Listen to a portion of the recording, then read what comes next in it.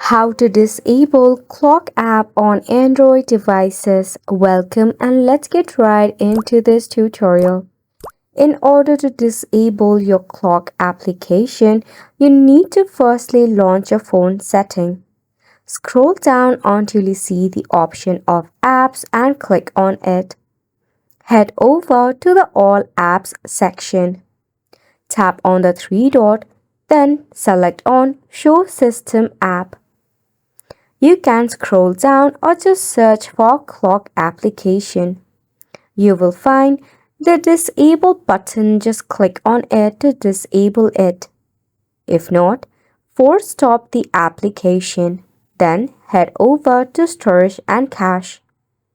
You need to select on clear storage, which will delete all the app data, allowing you to disable your application. This is one of the ways to disable your clock app. The second way is to press and hold onto your clock application and follow the same procedure. That is to disable it, then heading over to storage and cache to clear storage and force stopping it. Which brings us to the end of the video as well. Thank you so much for tuning in.